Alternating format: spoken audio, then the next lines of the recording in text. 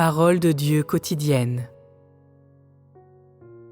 Si les gens comptent seulement sur les sentiments de leur conscience, ils ne peuvent pas ressentir la beauté de Dieu. S'ils comptent uniquement sur leur conscience, leur amour pour lui sera faible. Si tu parles seulement de rendre à Dieu sa grâce et son amour, tu n'auras aucun élan dans ton amour pour lui. L'aimer, en te fondant sur les sentiments de ta conscience, est une approche passive. Pourquoi dis-je cela ? C'est un problème pratique. Quel genre d'amour as-tu pour Dieu ? Ne consiste-t-il pas à essayer de le tromper et à agir machinalement pour lui ? La plupart des gens croient qu'il n'y a pas de récompense à aimer Dieu et qu'on sera tout de même châtié pour ne pas l'aimer.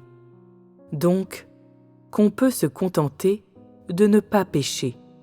De ce fait, aimer Dieu et lui rendre son amour en se fondant sur les sentiments de sa conscience est une approche passive, et ce n'est pas un amour de Dieu qui vient spontanément du cœur. L'amour éprouvé pour Dieu devrait être sincère et venir du fond du cœur. Certains disent « Je suis moi-même prêt à chercher Dieu et à le suivre. Maintenant, même s'il veut m'abandonner, je le suivrai. Qu'il veuille de moi ou non, je l'aimerai toujours. Et à la fin, je dois le gagner. J'offre mon cœur à Dieu, et quoi qu'il fasse, je le suivrai toute ma vie. Je dois l'aimer, et je dois le gagner, coûte que coûte. Je ne m'arrêterai pas tant que je ne l'aurai pas gagné. As-tu ce genre de détermination ? Le chemin de la foi en Dieu est exactement le même que le chemin de l'amour pour lui. Si tu crois en lui, tu dois l'aimer.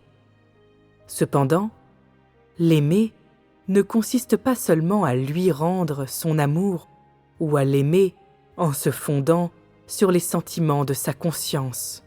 C'est lui porter un amour pur. Parfois, les hommes comptent simplement sur leur conscience et sont incapables de ressentir l'amour de Dieu. Pourquoi ai-je toujours dit que l'Esprit de Dieu touche nos esprits ?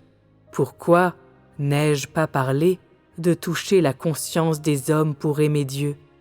C'est parce que la conscience des hommes ne peut pas ressentir sa beauté. Si tu n'es pas convaincu par ces paroles, tu peux utiliser ta conscience pour ressentir son amour. Tu auras peut-être une certaine motivation à ce moment-là, mais elle disparaîtra rapidement. Si tu ressens la bonté de Dieu uniquement avec ta conscience, tu auras la motivation lorsque tu prieras, mais elle s'essoufflera et disparaîtra après. Pourquoi cela ? Si tu n'utilises que ta conscience, tu ne pourras pas éveiller ton amour pour Dieu. Lorsque tu ressentiras vraiment sa bonté dans ton cœur, ton esprit sera touché par lui. Et ce n'est qu'à ce moment-là que ta conscience pourra jouer son rôle initial. Autrement dit, lorsque l'homme aura été touché par Dieu dans son esprit, aura acquis une connaissance et se sentira encouragé, c'est-à-dire après avoir engrangé de l'expérience, alors seulement il pourra l'aimer efficacement avec sa conscience. Aimer Dieu avec ta conscience n'est pas un mal, c'est le plus bas niveau de l'amour pour lui. Ce n'est simplement pas aimer Dieu en faisant à peine justice à sa grâce qui permettra aux hommes d'entrer de manière proactive.